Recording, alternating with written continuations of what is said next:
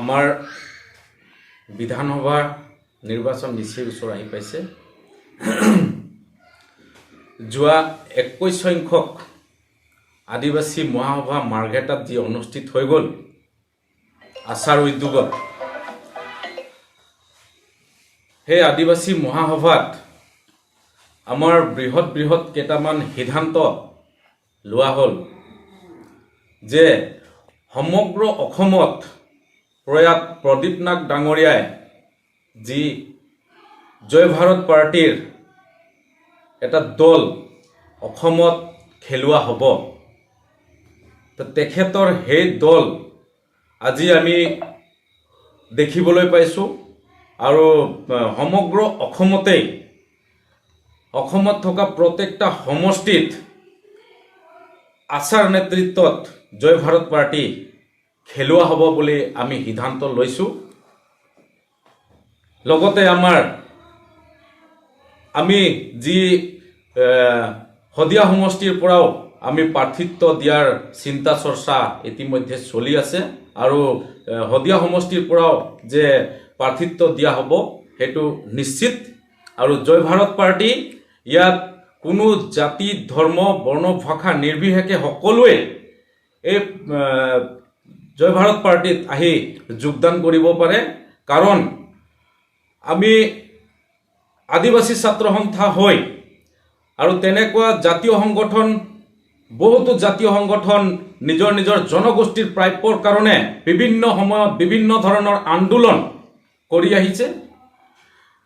আন্দোলন কৰাৰ পাছতো একো আমি ফল নাপালোঁ, যিহেতু বিজেপি চৰকাৰৰ দিনত আমি যেনেকৈ দেখিবলৈ পাইছোঁ, যিটো সময়ত চাহ শ্ৰমিকৰ দৈনিক মজুৰি 551 টকালৈ বৃদ্ধি কৰিব লাগিছিল, তাৰ পৰিৱৰ্তে আমি দেখিবলৈ পাইছোঁ যে বাগান এলেকাবিলাকত বিজেপি চৰকাৰে প্ৰত্যেকটা চাহ শ্ৰমিকক 5,000 টকা দি পিনে এটা ললিপপ দিয়া নিচিনা তেওঁলোকে আঁচনি, এটিকলি দুটিপাত আঁচনি সিহঁতি প্ৰদান কৰিছে।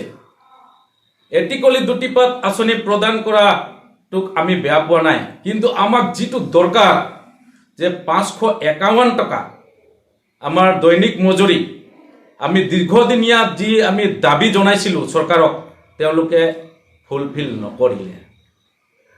তাতকৈ গুৰুত্বপূৰ্ণ কথা যে আমাৰ দীৰ্ঘদিনীয়া দাবী, আমাৰ এছ টি ষ্টেটাছ আমাক যিটো লাগিছিলে, তেওঁলোকে কেইদিনমানৰ আগত তেওঁলোকে উল্লেখ কৰিছিলে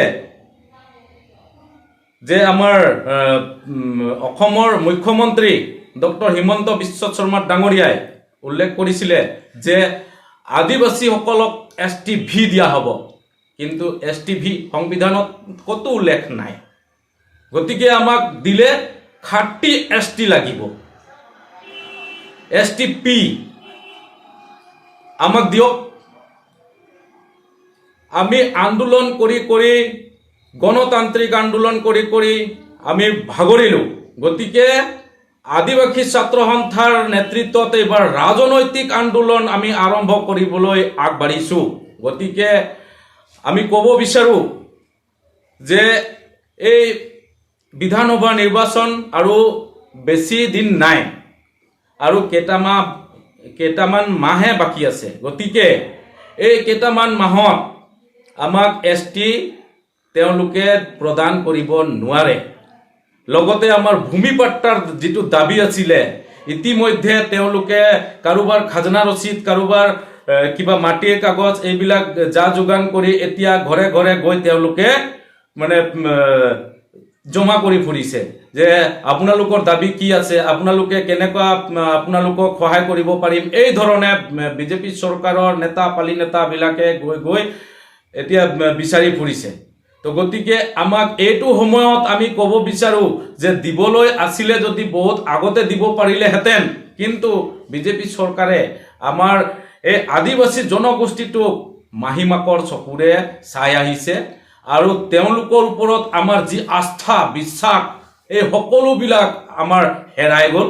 গতিকে আমি এইবাৰ 2026 চনৰ যি বিধানসভা নিৰ্বাচন আহিছে, এই নিৰ্বাচনত আমি জয় ভাৰত পাৰ্টিৰ আমি কেণ্ডিডেট, আমি শদিয়া সমষ্টিৰ পৰাও আমি প্ৰাৰ্থিত্ব প্ৰদান কৰাম সদৌ অসম আদিবাসী ছাত্ৰ সন্থাই।